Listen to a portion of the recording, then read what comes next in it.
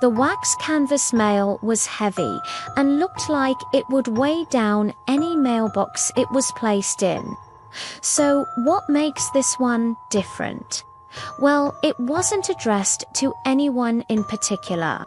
It was addressed to all, which made no sense whatsoever, and there were no return addresses either. There was also something else weird about it though. It had a picture of an old manor on the front with the date March 1893 circled in red ink.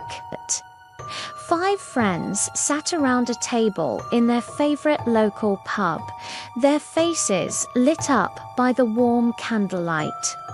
Their names were Eleanor, Isabella, Thomas, James, and Henry. They'd been friends since childhood, living in the same village their entire lives. That is, until now. Thomas had only recently moved back after spending many years traveling abroad and studying history. He was the one who received the strange letter in the mail that day. "Did anyone else get this?" he asked his friends, pushing the envelope across the table. "I don't know why I even showed you this in the first place. You won't believe me anyway." He picked at his drink, embarrassed that he'd actually taken the letter seriously enough to bring it to the pub. Eleanor took the envelope from Thomas, her eyes scanning over it. "Who knows? Maybe we should have an adventure," she said, smiling mischievously. "What do you say, James? Are you feeling brave?" James snorted, rolling his eyes. "You know I hate this game you play, Ellie. What do you want us to do? Sneak into some random guy's house in the middle of the night? Not just any random guy. Silly. The letter said all of us." "All of us are invited," Eleanor said, tapping the circled date on the envelope. "And look, it says March 1893. It's practically begging us to go." "But why? Why would we do that?" Henry asked, confused. "Because it might be fun," Isabella said, looking deep in thought. "We'll be able to explore somewhere we never got to when we were kids. We used to sneak around these grounds all the time before they put up those warning signs and blocked off the road leading to it. But we were never allowed inside the house itself. This could be our chance to finally find out what's inside." Thomas didn't like the sound of this. "But the house is abandoned. Everyone knows that. No one goes near it anymore. I've heard stories about how the whole town avoided it because apparently it's haunted." "Oh, come on, Thomas. Don't tell me you believe in ghosts," James scoffed. Thomas shook his head. "No, of course not. But still, it's probably best if we don't disturb whatever's left of that family. It's just a bunch of old bones in there. Imagine the state that they're in after being left out in the elements for all this time. Better to leave them in peace. They're already in their graves.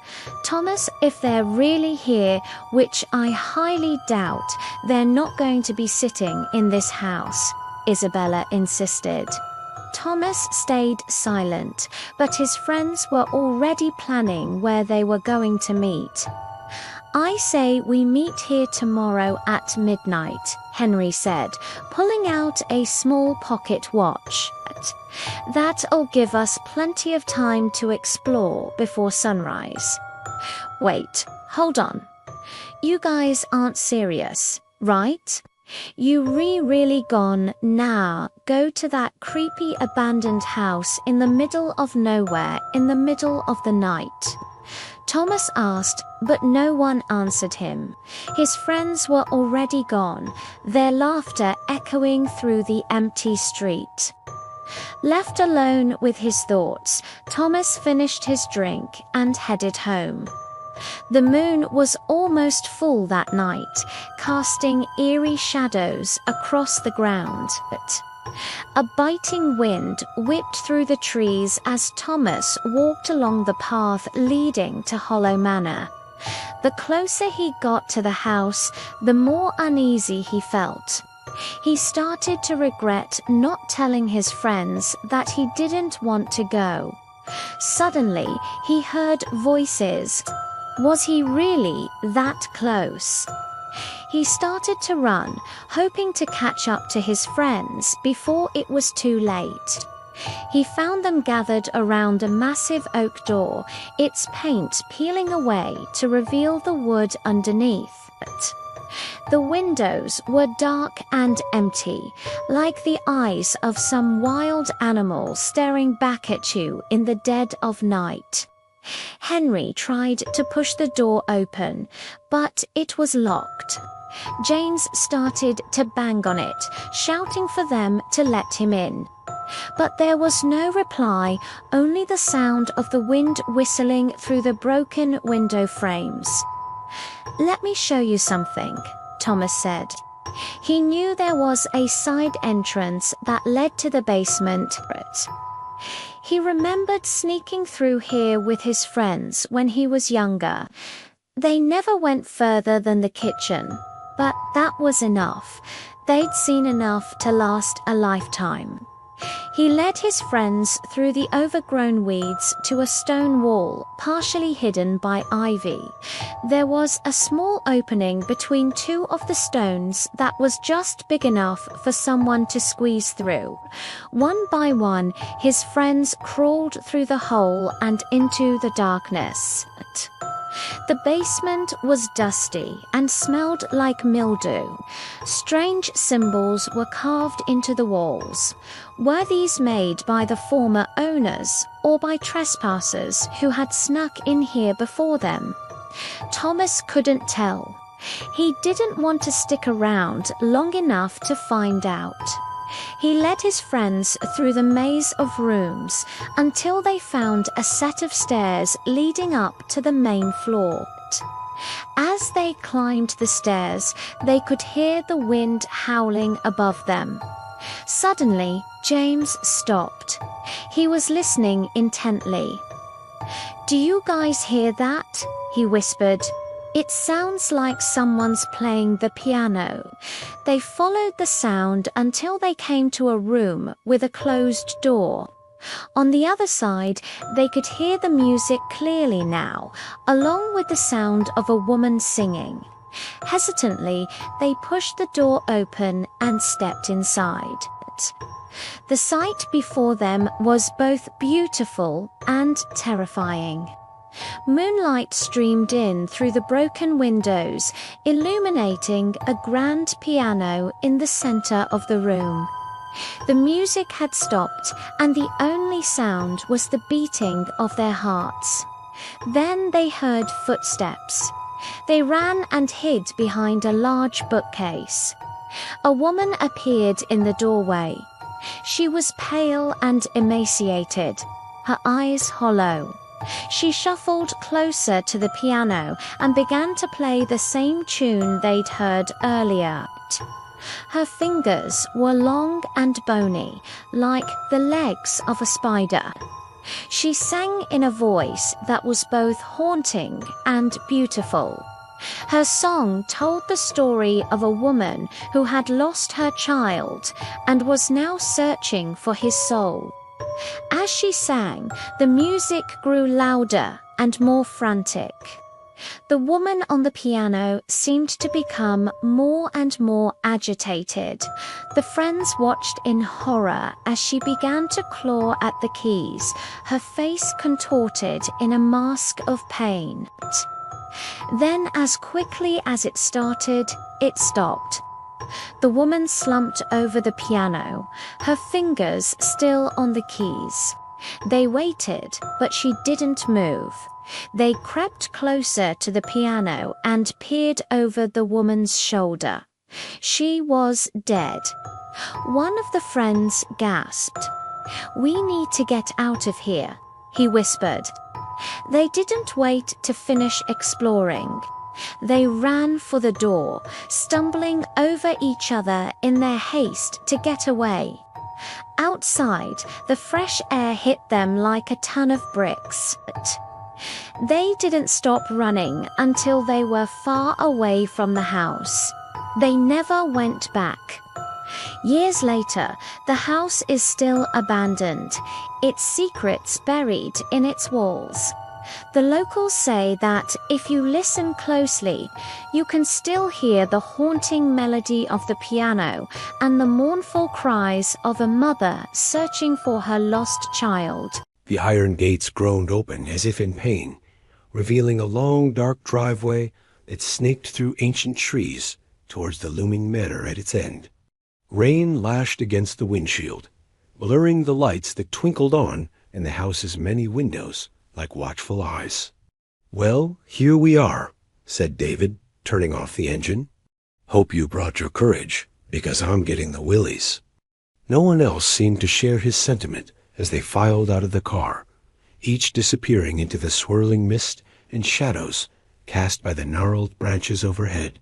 Lily shivered, pulling her coat tighter around her as she waited for everyone to gather by the front door. Its paint was peeling like scabs, its windows vacant and dark. It felt like the house was watching them, breathing with them, alive. David tried the door. Locked. Of course, it was locked. He found the key in his pocket, shoved it in the keyhole, and slowly turned it, the rusty lock protesting with every bit of its being. Inside, the air was stale and smelled faintly of mildew and decay. A shiver ran down Lily's spine. Something about this house made her skin crawl. She could feel its sadness pressing against her, suffocating her. It was as though the house itself were crying out in pain. She noticed a grandfather clock in the corner, its pendulum frozen mid-swing. On the wall hung a painting of a stern-faced woman in a Victorian nightgown, her eyes two empty sockets staring blindly ahead. Above the mantelpiece was a tarnished mirror, its surface clouded like a baptism. Lily felt as though she were intruding, desecrating some sacred space, violating some unspoken law. As they moved deeper into the house, the others started to drift apart, their voices echoing eerily in the cavernous space. In the distance, Lily heard a crash, then a scream. Her heart hammered against her ribs. Was she imagining things? Was the house playing tricks on her? Then she saw it, something moving in the corner of her eye, a fleeting glimpse of a shadow, a shape shifting just beyond the edge of her vision. She whirled around, but there was nothing there. Had she imagined it, or was she being watched? A sudden gust of wind slammed the front door, shut with a resounding boom. Lily jumped, knocking over an antique table lamp that crashed to the floor, sending shards of glass scattering across the hall.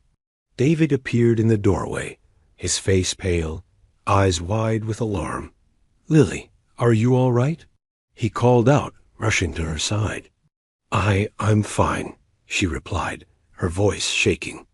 But as they stood there amidst the shattered glass, a cold dread settled over her, seeping into her bones.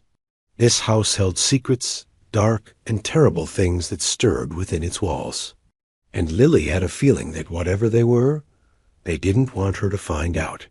David took her hand, sensing her fear, and led her deeper into the house. Each step they took seemed to echo the pounding of her heart.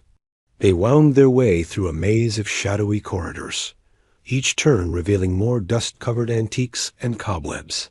Draped furniture, suits of armor, and faded portraits of long-dead ancestors with accusing eyes seemed to line the halls. Waiting, watching, judging. In the flickering light of the lone lantern, Lily could make out the faces of the dead staring back at her. Some were beautiful, their features softened by the passage of time. Others were grotesque, their features twisted in pain or contorted in a silent scream. Were they warning her? Trying to tell her something? She stopped before a portrait of a young girl in a nightgown, her arms outstretched as if pleading for help. There was something about the painting that disturbed her, a darkness lurking beneath the surface, a malevolence that seemed to ooze from the canvas. As she stared into the girl's lifeless eyes, she felt a sudden chill, a prickling sensation on the back of her neck. Turning, she hurried after David, his silhouette disappearing around a corner. As she rounded the corner, she saw him standing before a closed door at the end of the hallway. In the dim light, his face was unreadable, his shoulders slumped as if in defeat. He turned, meeting her gaze. His eyes were filled with a strange, unsettling light. "What is it?" she whispered, reaching out to touch him, but he flinched away, as if her touch were a physical blow. "We have to go," he said, his voice hoarse, urgent. "This place, it's not right. It's not safe." Before Lily could ask what he meant, he turned and fled, leaving her standing there in the echoing hallway with the portraits watching, waiting, knowing. The rusted metal door was almost completely covered in vines, but a few curious explorers were able to pry it open just enough to squeeze through. The four friends had been walking around the overgrown ruins for hours, taking in the overgrown vegetation and dilapidated architecture of what was once a great city. But this door, hidden away from the main temple complex, was clearly different. When Kira pushed the door open, a musty smell wafted out, causing her to sneeze. "Ooh, it smells like old books in here," she said, stepping into the dark space. Her flashlight flickered on, revealing shelves upon shelves of strange devices unlike anything the team had ever seen before. Intricate clockwork contraptions, some resembling strange weapons, others looking like musical instruments, sat on the shelves, gathering dust. Kira walked slowly, carefully, not wanting to disturb anything. She had a feeling that this place was important. The walls were covered with strange markings, glyphs that seemed to writhe like living things when the light hit them at the right angle. As she rounded a shelf, something glinted in the corner of her eye. Tucked away behind some of the contraptions was a small, ornately carved wooden box. Kira carefully lifted it down and brushed off the excess dirt. Then, with trembling hands, she lifted the lid. Inside, nestled on a bed of faded velvet, was a monocle. Its lenses were cloudy, but the intricate gold filigree surrounding it was still visible. As Kira picked it up, a voice echoed in her mind. Though no one else seemed to hear it, she could have sworn the monocle spoke to her. "Find the key," it whispered, its voice raspy and ancient. "Find the key and I will unlock the secrets of the past." Before Kira could reply, the voice faded away, leaving her alone in the musty room with only the sound of her friends' voices echoing from the entrance. "Guys, come see this place," Liam called out, his voice laced with excitement. "It looks like some kind of workshop, but what are all these weird machines?" As the others entered the room, their flashlights cutting through the gloom, they gasped at the sight before them. Books lay open on a large table in the center of the room, their pages filled with indecipherable symbols. On the wall, a sundial of sorts was set into the stone, its shadow falling just short of a strange symbol etched into the floor. The friends gathered closer, their whispers echoing in the confined space. "What does it mean?" Maya asked, kneeling beside the sundial. "Maybe it has something to do with that," Sam said, gesturing to the box with the monocle. Just then, a floorboard creaked above them, and they all froze, listening intently. Footsteps. Someone or something was walking above them. Suddenly, the voice echoed again, this time closer, more urgent. "Find the key. Time is running out." The footsteps above them grew louder, and a new voice, deep and menacing, boomed through the chamber. "Who's there? Show yourself." Adrenaline surging through her veins, Kira slipped the monocle over her eyes. Its lenses felt cold against her skin, and for a moment, she could see nothing but darkness. Then the world exploded with color and light. Through the monocle, she saw not only the physical world, but a layer beneath, a representation of the energy that flowed through everything. Following the energy flow, she saw the answer. One of the books on the table had a keyhole in its cover. The key, she realized, was hidden in plain sight. They had been focusing on the wrong things, searching for an ordinary key when the answer was right there. As Kira reached for the book, the deep voice boomed again, shaking the very foundations of the chamber. "So you found the key," it said, a hint of triumph in its tone. "Very well. Let us see if you can unlock the secrets of the past." The air crackled with energy as the voice faded away, leaving behind an ominous silence. Kira turned to her friends, her heart pounding in her chest. It was up to them now. Would they be able to unlock the secrets of the past, or would it be lost forever? The old house had been in my family for generations. It was filled with antique furniture and priceless artifacts. But the one thing that always creeped me out were the portraits on the walls.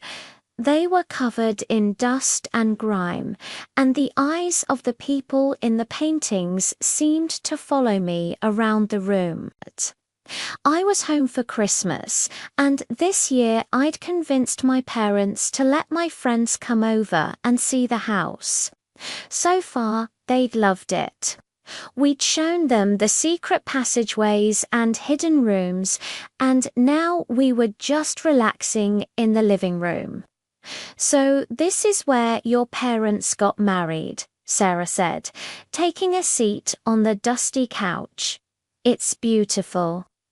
She turned to me and smiled. "And you can get a really good view of the portraits from here. It's like they're watching us." I shuddered. "Don't talk about them like that. It's bad enough having them staring at you when you walk in the room. But now you've given me the willies by saying that out loud." She laughed, but then fell silent as she noticed something. "Hey, look, one of them is smiling at you." I followed her gaze to the painting on the wall. It was an oil painting of my great-great-grandmother. Her lips were indeed curved into a smile, but I knew that it was just a trick of the light. I'd seen the painting hundreds of times before, and I was sure that her mouth was just a straight line. "Oh, don't be such a killjoy," Sarah said. "A little light-hearted fun never hurt anyone."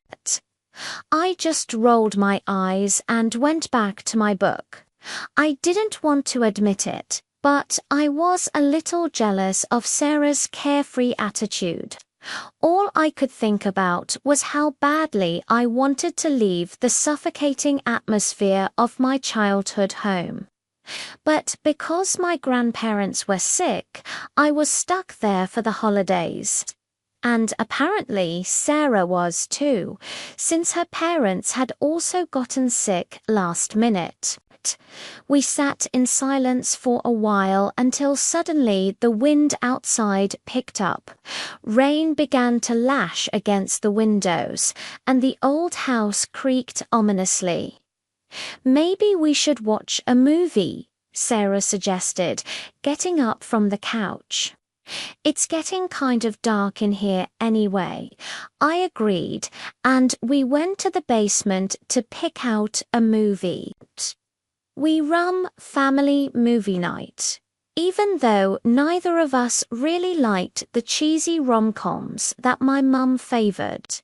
But we spent hours watching those movies, eating popcorn and playing board games. And for a while I forgot all about the portraits on the wall. But then it was time for bed, and as I walked past the portraits, I could have sworn that one of them had changed. In the dim hallway light, the woman in the painting looked different. Her eyes, which were usually half-lidded and bored, were wide open, and her mouth, which I'd always assumed was painted in a neutral line, now seemed to be twisted into a sneer. I tried to shake off the disturbing thought. It was just my imagination. But then, when I went into my room, I saw that my dresser was covered in what looked like lipstick marks. I was instantly panicked. Who was leaving lipstick marks on my dresser, and why? I called out to Sarah, who was staying in the guest room down the hall, but she didn't answer. I went to her room to check on her, but the lipstick marks were still there when I came back. I was frozen with fear as I stared at the painting on the wall above my dresser.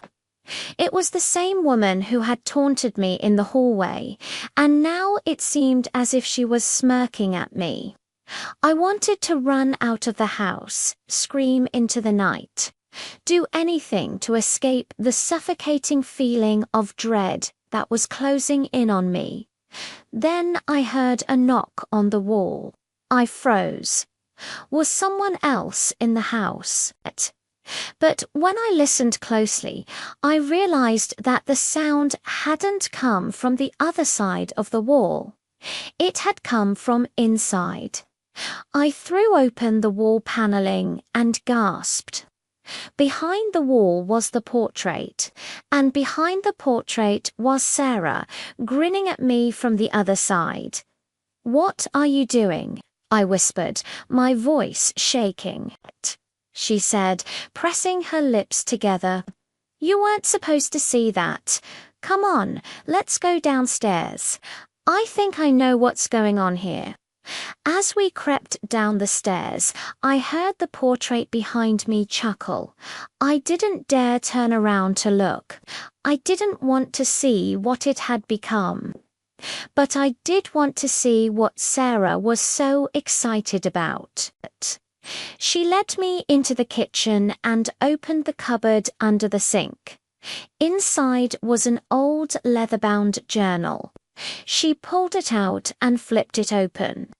"This belonged to my great-great-grandmother," Sarah said, her eyes wide with excitement. I think she was trying to tell me something. As she read through the brittle pages, I saw that the entries were filled with strange symbols and nonsensical words. Then my eyes caught something else. Scrawled on the margins were pictures of the very portraits that haunted the house. "She was obsessed with those paintings," Sarah whispered, her voice trembling, "and I think she might have put their spirits to rest." Sarah explained that the symbols in the journal were a type of warding symbol used to keep evil spirits at bay. She believed that her great-great-grandmother had painted the portraits with the intention of trapping the spirits inside the house. "But it looks like it didn't work," I said, glancing nervously at the portrait on the wall. Just then, the lights flickered and died, plunging us into total darkness. The only sound was the wind and rain outside. I could feel my heart pounding in my chest. What if the spirits were real? What if they were trapped inside the house and they were angry? Suddenly, I felt a cold hand on my shoulder. I screamed and turned around, but there was nothing there. Then I heard a whisper in my ear. "Run," it hissed. "Run while you still can." Hello, friends. Welcome to my channel. Right there behind that shelf is a secret passageway leading to the basement. It was discovered quite by accident when the homeowners were rearranging their stuff, and they didn't even know it was there until they moved the bookshelf. That's when they saw the stairs going down into darkness. I just got chills watching that. I don't know what it is about secret passageways and staircases that always gets me every time, but it's definitely the mystery of what lies ahead. What could be down there? Is it safe to go down there? These are the questions that run through my mind whenever I see something like this. Of course, they decided to investigate further and check out what was down there. Maybe it would lead to an underground wine cellar. maybe some old boxes of Christmas decorations or other junk people tend to store in their basements. But instead, as soon as they started going down the stairs, the air turned icy cold. This meant only one thing. It was unseasonably warm outside, so the temperature drop was very noticeable. But this is where things took a turn for the strange. As they descended deeper and deeper into the earth, they heard chains dragging somewhere in the darkness. Then from the far end of the basement came the sound of a child laughing. Now they had two questions. Who was down there with them, and what was making the chains dragging noise? These sounds are typically associated with ghosts or other malevolent entities, and it's understandable why these people felt uneasy after hearing those noises. If you were in this situation, would you continue going down the stairs or turn around and leave right then and there? Well, whatever they were hearing didn't seem to bother this family too much, because they kept going down the stairs into the basement. As they went lower, they realized there was no light switch anywhere, not on the stairs or on the walls. It was pitch black, so they used the flashlights on their phones to try and see in the darkness. And that's when they spotted some more peculiar things. The stairs ended at a set of double doors made of solid wood. These weren't your average doors. They looked like something you might find in an ancient Egyptian tomb or an old Gothic cathedral. In fact, they almost looked like they belonged in a horror movie. But that wasn't all. Etched into the doors were some mysterious symbols and markings, which looked like ancient hieroglyphics or some kind of code. Nobody in the house knew what they meant, but they were clearly very old. Perhaps whoever had put them there long ago had forgotten about them completely. As you can imagine, nobody in the house knew what was behind those doors. The family tried opening them, but they were locked tight, wouldn't budge no matter how hard they tried. Even the keyholes seemed to be filled with dirt and cobwebs, suggesting it hadn't been used in many years. So they tried looking elsewhere to see if there was another way in, perhaps a secret passageway or a loose brick they could pry out to get a better look inside. But they couldn't find anything. All the walls were smooth, unbroken and unblemished, except for one thing. In the corner of the basement was a loose stone block. One of the family members tried pushing it, but it didn't move. Then another one of them tried rocking it back and forth gently, and suddenly it swung inward, revealing a dark hole behind it. Inside was a narrow shaft leading downwards into total blackness. You could hear nothing but the drip, drip, drip of water hitting the floor below. Looking inside was impossible since it was so dark, but listening intently revealed more strange sounds. They heard chains dragging again, along with the sound of someone or something moving around. Whatever was down there was shifting, dragging itself closer and closer to the opening. Then they heard the sound that had brought them here in the first place, children's laughter, but it sounded much louder now, almost right outside the shaft.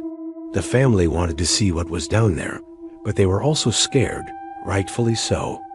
Who knows what kind of danger lurked in the darkness? There could be a rabid dog, a burglar, or worse, a crazed killer. They needed a plan to figure out what to do next. One of them stayed behind to watch, while the others went to get some rope, flashlights, and a camera. They figured if there was something down there, they needed to capture photographic evidence. They attached the rope to the top of the shaft so they could pull themselves up quickly if necessary. Then one of them carefully climbed down into the darkness, holding a flashlight in front of them to try and see in the blackness.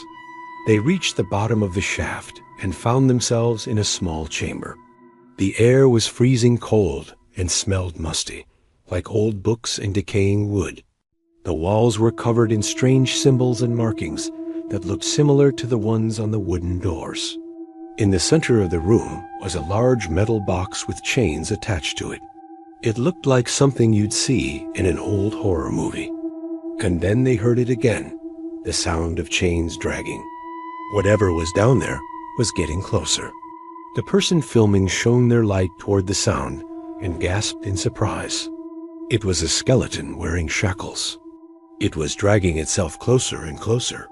Then, with a jolt, it stopped. The person ran as fast as they could back up the rope, bursting through the hole in the wall and collapsing on the floor, gasping for breath. They told everyone what they had seen, and they all agreed to stay away from the basement from now on. After all, who knows what other horrors might be lurking in the darkness? But one day, one of the family members returned to the basement, determined to unlock the secrets of the strange metal box and the skeleton wearing shackles. They tried every key they had, but none of them worked. So they decided to break it open. With a loud crash, the box burst open and revealed a pile of old yellowed letters, a diary, and a small metal key. The letters were addressed to a young girl named Lily, who it turned out had lived in the house many years ago. According to the diary, she had been engaged to a handsome sailor, but he had mysteriously disappeared at sea. She never recovered from his loss, and eventually died of a broken heart. The metal key fit perfectly in the lock on the wooden doors, and when they opened it, they found a dusty old room filled with Lily's belongings, including a wooden chest. Inside was a beautiful white dress, a pair of old leather-bound books, and a small wooden doll. As they were dusting off the books, they noticed a strange symbol on the cover. It was the same symbol that had been carved into the doors, the walls, and the metal box. And that S when they realized that the basement wasn't just a creepy old part of the house. It was a portal to another dimension. The family was stunned and terrified, knowing that they had stumbled upon something truly evil. But they were also curious. What kind of creatures lived on the other side of the portal? And what kind of powers did they have? They decided to investigate further and see if they could find any answers. But as they stepped through the portal, they were met with a sight that made their blood run cold. On the other side of the portal was a dark and desolate wasteland, a barren landscape of jagged rocks and twisted metal. In the distance, they could see a dark and imposing castle, its spires scraping the sky. As they approached the castle, they could hear the sound of chains dragging and the laughter of unseen creatures. Suddenly, they were surrounded by a group of shadowy figures, their eyes glowing red in the darkness. The family screamed and tried to run, but it was too late. The creatures were upon them, their cold, bony fingers digging into their flesh. The last thing they saw was the evil grin on the creatures' faces as they dragged them away into the darkness. From then on, the castle became known as the House of Chains, a place of evil and despair where souls were lost forever. Mike, John, and David were best friends since childhood. They did everything together, from playing video games to going to parties and having fun. One day, Mike went missing and didn't come home after work. His colleagues said they saw him leave the office at 5 p.m., but no one had seen him since then. His two best friends, John and David, were worried sick about him. After trying everything they could think of to reach out to Mike, they decided to go to his house. When they got there, they noticed that his car was in the driveway, but the front door was locked. David tried calling Mike again, but it went straight to voicemail. They started getting really worried when they heard no response. Was he inside? Was he okay? They waited a few minutes, and then John suggested they should look around outside, just in case Mike had forgotten to unlock the door. But no, everything seemed fine. All they could see was Mike's dog, Sparky, who was barking furiously at them from inside the house. "I don't like this. Something feels wrong," David said, his voice shaking. John nodded. "Me too. Let's go back and wait a bit longer." But before they could even turn around, a loud crash came from inside the house. Both men froze and stared at each other in horror. Then they slowly approached the sound, their eyes scanning the area for any signs of danger. The crash must have been right next to the front door, because they could hear it clearly now. "Hello," John shouted, trying to keep his voice steady. "Mike, is that you? Are you okay?" Only silence answered him. Then they heard a noise again. It sounded like heavy footsteps. "We need to get inside," David whispered, pulling out a knife from his pocket. He looked at John, who was already taking off his jacket. "Stay close," David said, gripping the handle tightly. Then he kicked the door open with all his strength. It was dark inside. The curtains were drawn shut, blocking out the sunlight. "Mike," John called again, but his voice echoed emptily through the room. There was no answer. David switched on the light and stepped inside. He walked cautiously, his eyes adjusting to the brightness. As he moved further into the house, he could see that everything was in its place. Nothing seemed to be out of order. Suddenly, he heard a noise coming from upstairs. He quickly turned around and looked towards the staircase. "John," he whispered urgently, "come here. I think I heard something." John joined him, and they listened intently. The sound came again, a slow and steady thump, thump, thump.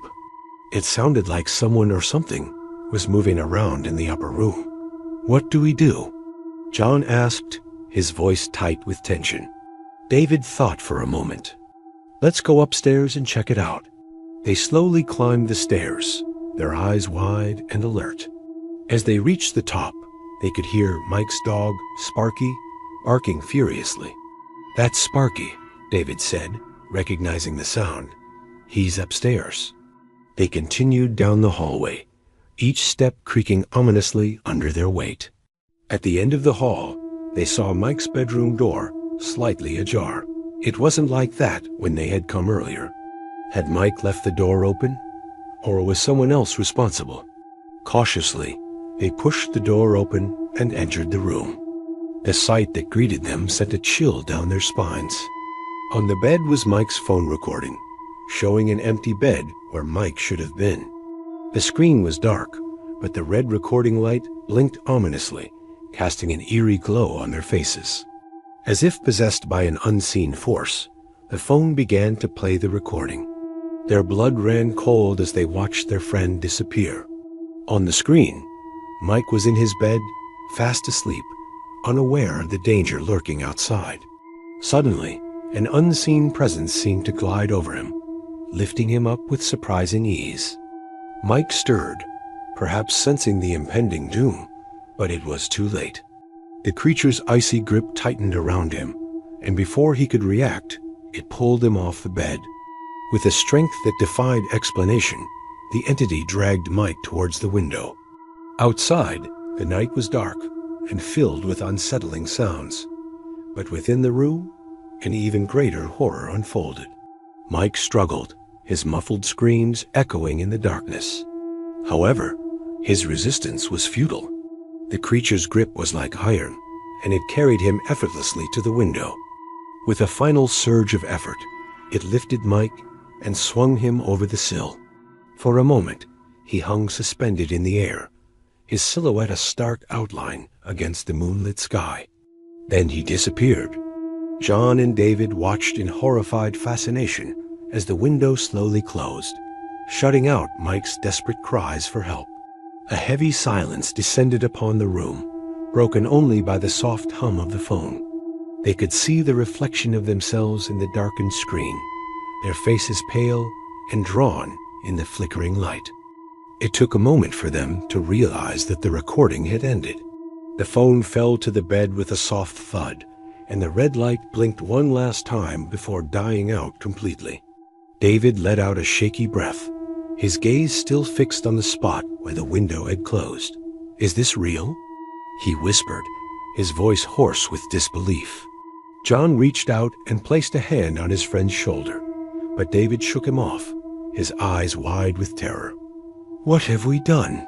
he cried, his voice cracking. "We should have known. We should have seen it coming." As if to emphasize his words, a low growl echoed from the closet.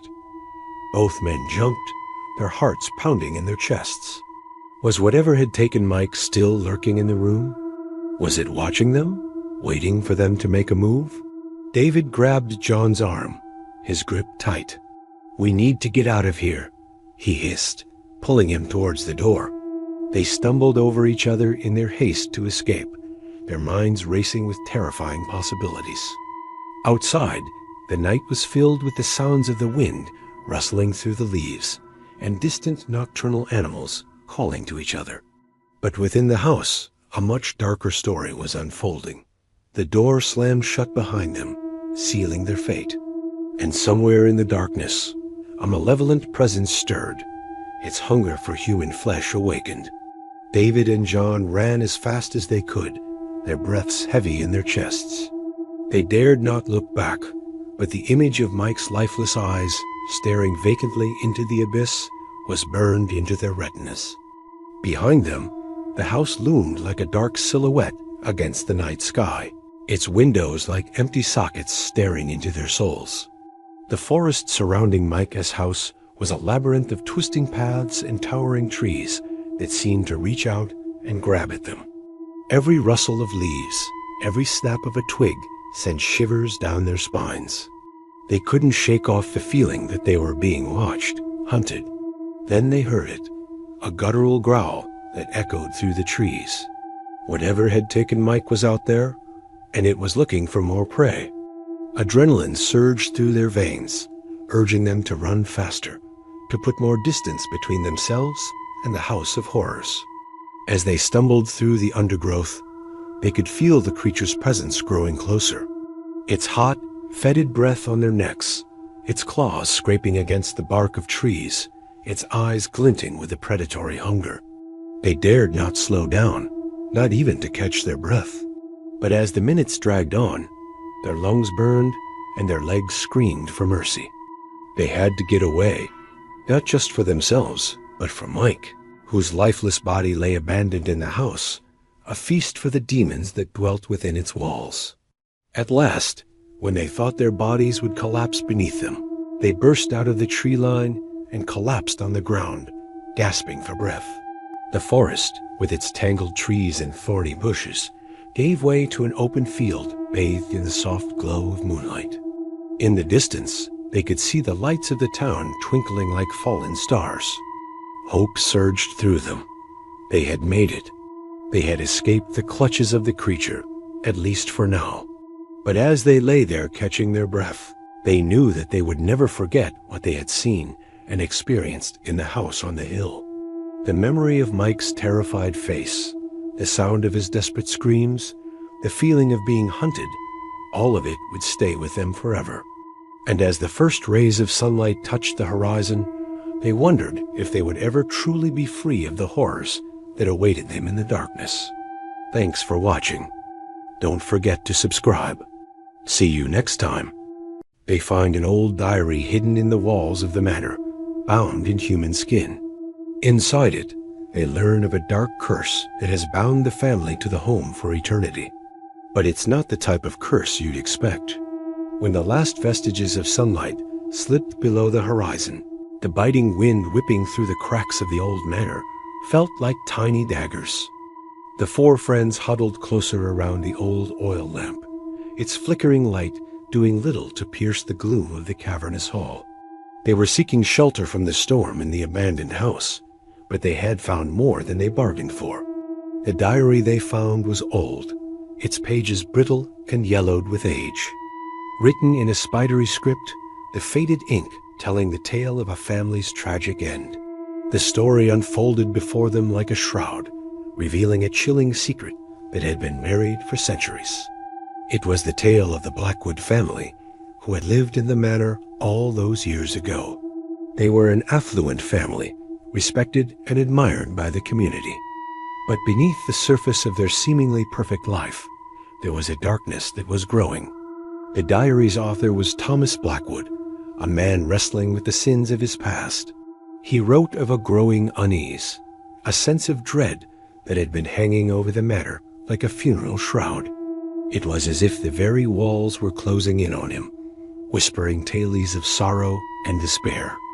Then there were the dreams, vivid and disturbing, that plagued his sleep, each one a ghastly vision of his own demise. In his desperation, Thomas turned to the occult, seeking answers in the forbidden arts.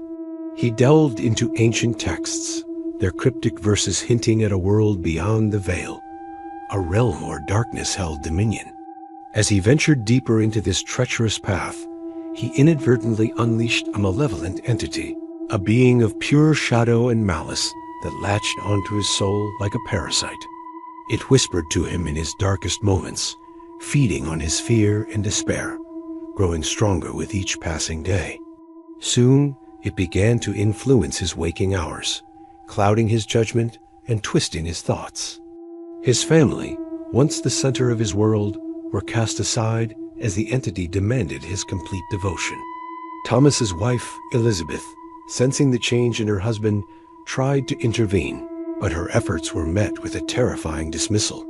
The entity had woven a web of darkness, so thick that Thomas was lost to it, his eyes glazed and empty, his skin ashen and devoid of warmth. Elizabeth, horrified by the transformation of the man she loved, fled with their young son, hoping to escape the clutches of the encroaching darkness. But the entity reached out, tendrils of shadow snaking across the ground, enveloping her in an icy grip.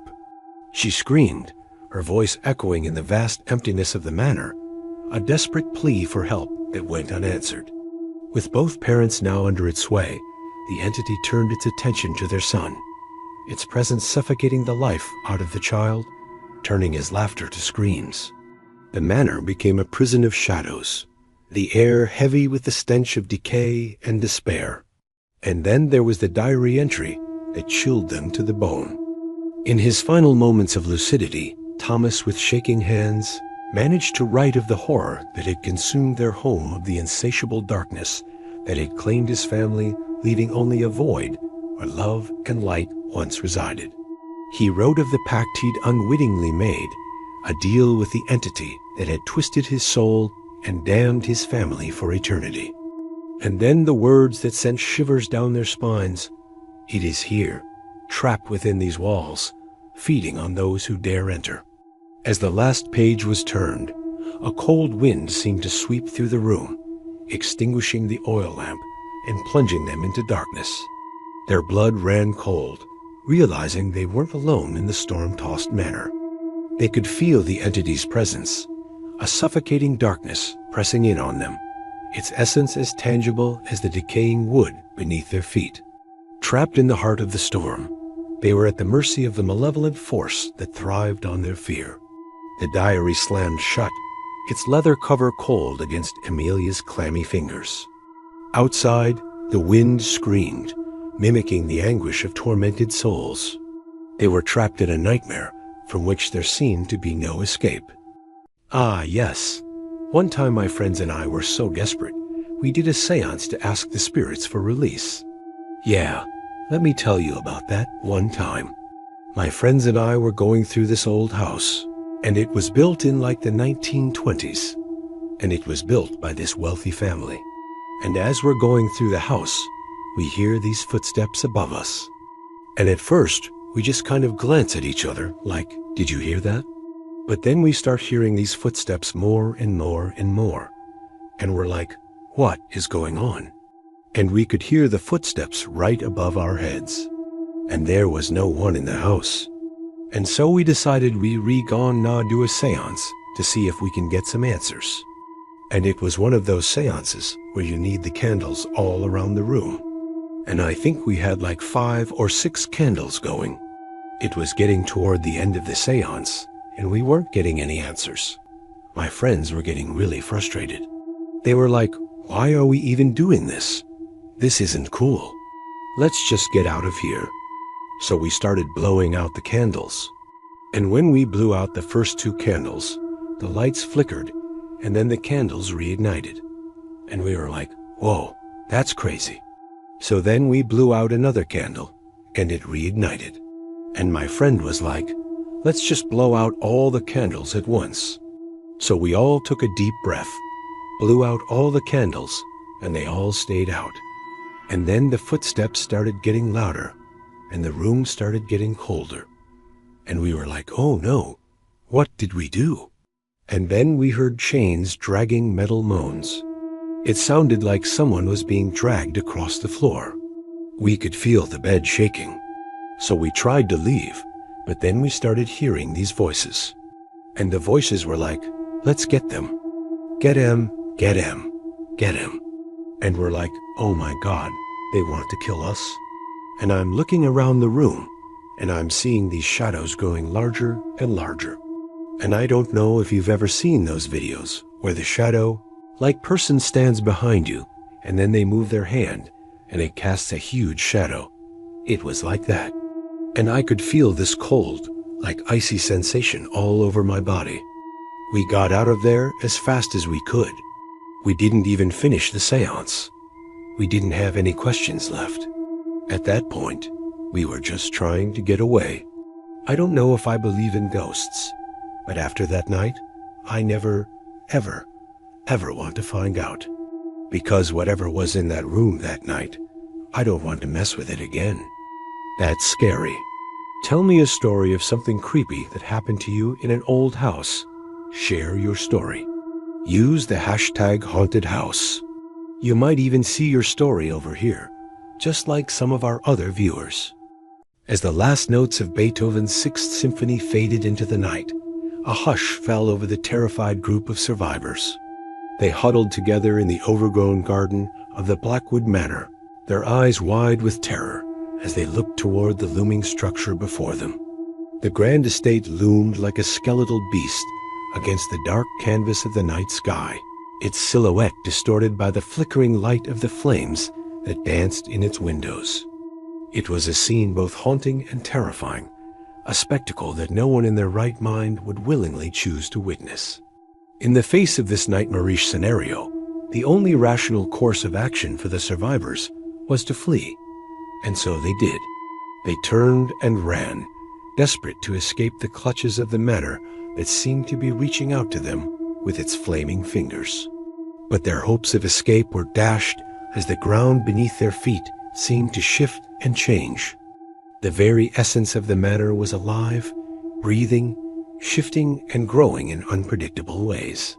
Doors that had been there a moment ago vanished, leaving gaping holes in their place. Windows that moments before had shown flickering flames now stood firmly shut, as though the manor itself was closing its eyes against the encroaching darkness. And then there were the walls, the very structure of the house seeming to breathe, whisper and warn in a voice that echoed through their bones. In unison, the walls boomed, "You cannot leave." Their voices shook the very foundations of the manor, vibrating in the chests of the survivors, threatening to give way to the primal fear that was gripping their hearts. It was a chilling proclamation, an ultimatum issued by the manor itself, effectively cutting off any hope of escape. Each survivor froze in his or her tracks, their eyes wide with terror, mirroring the ghastly sight of the manor itself. To turn back was to court certain death at the hands of whatever evil resided within the manor's depths. To stay would mean confronting the specter of an unknown fate, a prospect that was equally dreadful. But what choice did they have? Trapped between the promise of a swift death up ahead and an uncertain doom behind them, their backs pressed against the relentless wall, the survivors found themselves cornered, trapped in a living nightmare of their own making. With a deep breath, attempting to steady himself, William stepped forward. He was the eldest of the group, his face etched with the hardships of a life well lived, now overshadowed by the specter of an impending doom. His eyes, though aged, held a steely resolve, a determination to confront whatever lay ahead. He turned to the others, their faces pale with terror in the firelight, and said, "We have no choice but to go forward. There can be no turning back. Not now, not ever." His voice was steady, betraying none of the turmoil that raged within him. He knew full well the horrors that awaited them in the manor, yet he was determined to face them head on. His gaze swept over the faces of the younger survivors, his heart aching at the terror that radiated from them. But he knew that fear would not serve them well in the ordeal that lay ahead. So with a heavy heart and a determined spirit, he led them forth, deeper into the clutches of the Blackwood Manor. As the survivors moved forward, each step they took was fraught with peril. The path ahead was treacherous, a minefield of shadows and uncertainty. The manor seemed to be testing them, gauging their resolve with every creak and groan of its ancient timbers. The air grew thick with tension, the silence broken only by the pounding of their own hearts. With each passing moment, the grip of fear tightened around their throats, making it harder to breathe, harder to move, harder to hope. Yet they pressed on, their steps echoing in the oppressive silence of the manor, their shadows stretching long and distorted in the flickering lamplight. The interior of the manor was a labyrinth of darkness and despair. The survivors stumbled through the gloom, their senses on high alert, their eyes straining to pierce the darkness. The manor seemed to be playing a deadly game with them, keeping them just on the edge of sight, never allowing them to see clearly enough to truly understand the depths of their nightmare. The stench of decay hung heavy in the air, mingling with the sweet, cloying fragrance of honeysuckle, creating a sickeningly sweet aroma that spoke of death and decay. It was a cloying, nauseating mixture that clung to the back of their throats, a constant reminder of the grim fate that awaited them. As they ventured deeper into the manor's heart, the temperature dropped dramatically, sending shivers down their spines. The cold was bone-chilling, seeping into their bones, making it feel as if they were being slowly drained of their warmth, their very life force. In the oppressive darkness, their fears took on monstrous proportions, twisting and contorting in their minds until they became more real than anything else. Every creaking floorboard, every rustle of wind through a broken window pane sounded like the approach of some unseen predator, its icy breath on their necks. And then there were the whispers, soft, insidious voices that seemed to slither through the darkness, just beyond the reach of their ears. They whispered tales of unspeakable horrors, of souls trapped within the manor's walls, forever condemned to wander its shadowy halls. These whispers were not merely auditory hallucinations. They were deliberate, malevolent, designed to torment and to break. They were the manor's way of testing their sanity, pushing them to the brink of madness. But even in the face of such overwhelming terror, there were glimmers of humanity that shone through. Acts of kindness, words of comfort, and most importantly, bonds of friendship that were forged in the fires of adversity. Hope flickered like a candle in the wind, refusing to be extinguished by the darkness that surrounded them. For even in the darkest hour, when all seems lost and fear threatens to consume them, the survivors drew strength from each other. They shared what little food and water they had, offering comfort to those who were weaker. They told stories, jokes, anything to break the suffocating tension and remind themselves that they were more than their circumstances. They sang songs, hymns, and even Christmas carols, their voices trembling but resolute. They prayed together, seeking solace in the belief that somehow, some way, they would make it through this ordeal. Despite the horrors they faced, they held on to their humanity, refusing to let the darkness that surrounded them extinguish the light within. As they navigated the treacherous maze that was the Blackwood Manor, they discovered clues about the manor's history, its former residents, and the dark secrets that had been buried within its walls for years. Through these discoveries, they learned that they were not alone in their plight. The manor had been a prison for many before them, each with their own story of pain and suffering. But it was also a place of great beauty, of laughter and joy. And the survivors clung to these memories as beacons of hope, reminding them of the world that existed beyond the manor's confines. They found old photographs of smiling families, love letters hidden in secret compartments, and diaries that chronicled lives lived within the manor's embrace. These artifacts of the past were not merely relics of a bygone era. They were testaments to the resilience of the human spirit, reminders that even in the darkest of times, life had gone on. And so the survivors pressed on, their hearts heavy with the weight of the past, but their spirits unbroken. They carried with them the stories they had uncovered, the echoes of laughter and love that still lingered within the manor's walls, knowing that they were part of a continuum of lives touched by this enigmatic estate. When the final sunbeam slipped below the horizon, a figure emerged from the manor, his face pale and drawn in the fading light.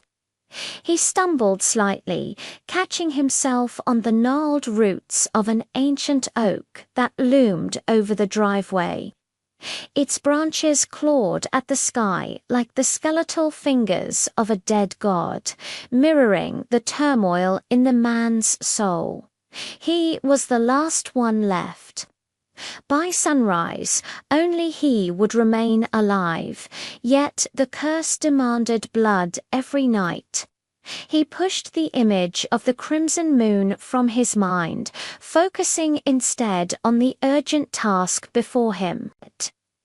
Reaching into his pocket, he pulled out a vial, its contents swirling like a miniature galaxy. A single drop of blood, stolen moments ago from the now lifeless form of a former friend. It was a bitter draught, both physically and emotionally, but it was necessary.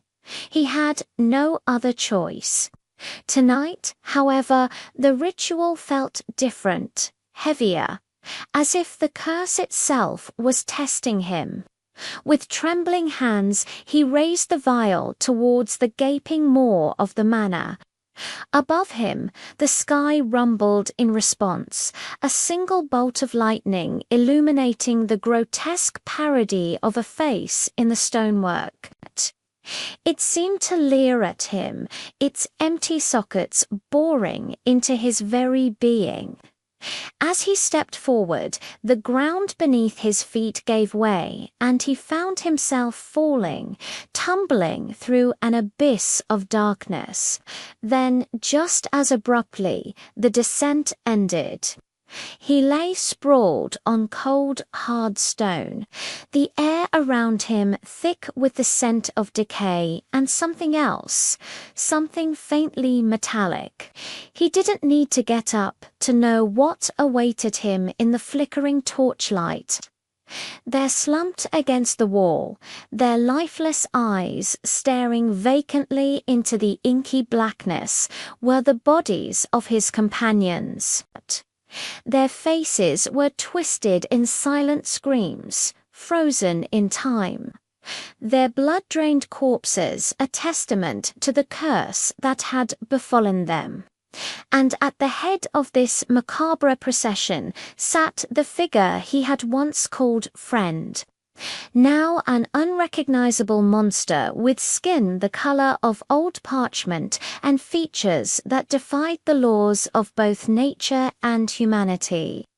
Fear, primal and consuming, threatened to overwhelm him, but he fought against it, summoning every ounce of courage he possessed. This was his responsibility, his burden to bear. There was no one else left, no one to protect him from the creature that had once been him. In the heart of the shadowed room, the creature stirred, its eyes fixing on him with a hunger that chilled him to the bone. The stench of decay and something else, something akin to ozone, filled the air as the creature rose slowly, deliberately. Each movement was a torment to watch, each creak and groan echoing the death throes of his soul. It spoke then, its voice a grating rasp that scraped against his sanity. "You have come," it hissed, its gaze boring into him like a physical assault. "And what brings you here? To join me in my eternal torment? Or perhaps to offer your blood to appease the curse?" The creature shuffled closer, its shadow engulfing him like a shroud. He could see the putrid mess that was once his friend, the humanity drained from him, leaving behind a husk animated by a malevolent force. His own reflection in the creature's soulless eyes, he saw the horror he had become, the living embodiment of the curse. But amidst the creature's mocking laughter, something flickered, a spark of recognition in the abyss where his friend's eyes should be. For a fleeting moment, there was a tug, a desperate plea that tore through the creature's mockery. And in that instant, he knew there was still a sliver of his friend trapped within the monster. With newfound determination, he stepped forward, ignoring the tremors that shook his limbs. He had to do this. Not just for himself, not just for the friends who had become victims of the curse, but for the fragment of humanity that still flickered within the creature. Ignoring the creature's taunts, he pressed on. Each step was a battle against the urge to flee, against the primal fear that screamed at him to get as far away from this nightmare as possible. But he didn't. He couldn't run. Not now. Not when the fate of his friend, perhaps even his own humanity, hung in the balance. As he drew closer, the creature's eyes narrowed, its gaze turning predatory. "You are not welcome here," it snarled, its voice dripping with menace. "This place, this curse, it is mine, and you are nothing but an intruder." With a guttural scream that echoed the creature's own pain, it lunged. Tendrils of dark energy lashed out, seeking to bind him, to hold him forever within the cursed manor's icy grip. But he was prepared. Years of study had taught him much, and he was ready. He wove his hands in intricate patterns, muttering words of power that crackled with celestial energy. Shields of pure light erupted, deflecting the creature's attacks and banishing some of the shadows that clung to him. Yet the creature was relentless, its fury growing with every thwarted attack. It was a whirlwind of darkness and despair, its rage manifesting as tangible weapons of fear and anguish. As the battle raged, the room became a crucible of opposing forces, light and dark, order and chaos, hope and despair. He stood firm, channeling the celestial energies that surged through him, shaping them into barriers against the encroaching darkness. The creature's attacks were relentless, testing the limits of his power, pushing him to the brink of exhaustion. But he held his ground. Then, in a moment of inspiration, he changed tactics. Instead of meeting brute force with brute force, he reached out, sending tendrils of healing energy towards the creature.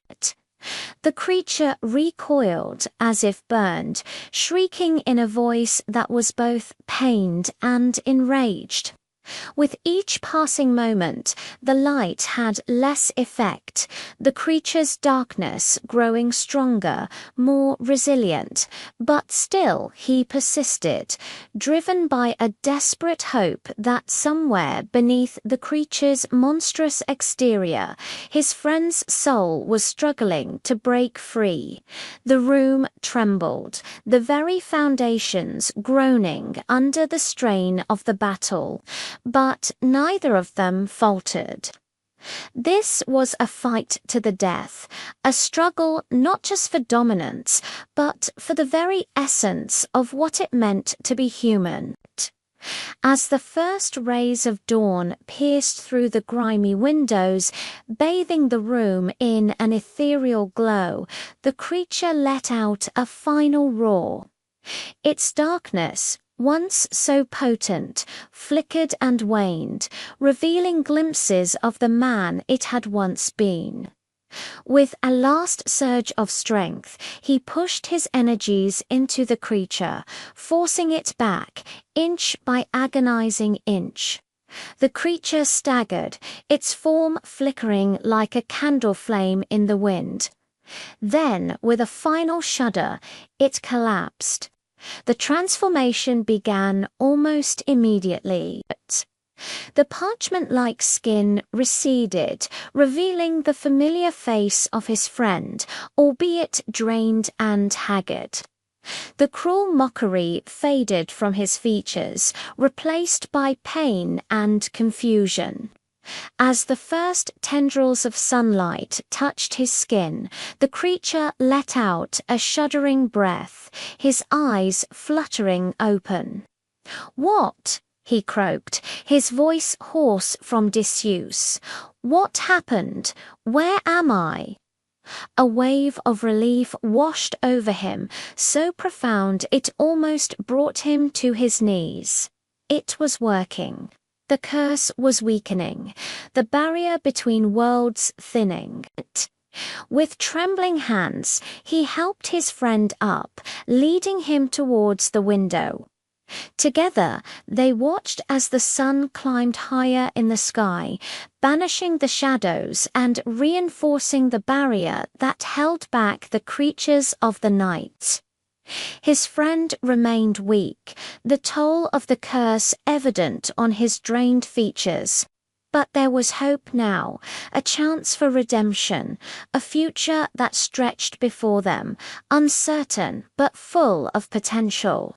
Together, they stepped out of the manor, leaving behind the spectre of the curse. As the sun's warmth enveloped them, he turned to his friend, a million questions on his lips. But his friend only shook his head, his eyes distant, lost in memories he could not or would not share. The manor stood silent, its silhouette stark against the morning sky, a grim reminder of the horrors that had unfolded within its walls. But the threat was not entirely gone.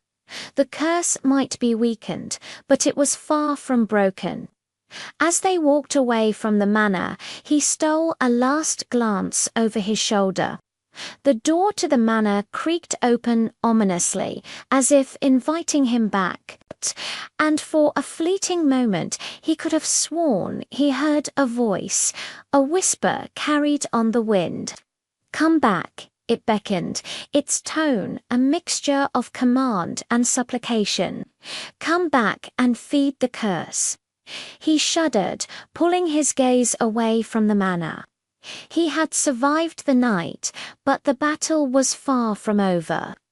The curse still lingered, waiting, and there would be more victims, unless he could find a way to break it. As they journeyed away from the manor, he knew that their lives would never be the same. The idyllic town now seemed like a distant memory, a dream from a forgotten past. The weight of their shared secret, the knowledge of the curse that bound them together settled heavily between them.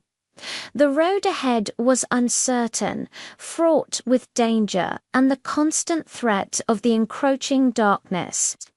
But as he looked at his friend, he saw a kindred spirit, someone who had stared into the abyss and emerged, albeit shaken, still whole. They had survived the night, and as long as they had each other, as long as the sun continued to rise, there was hope.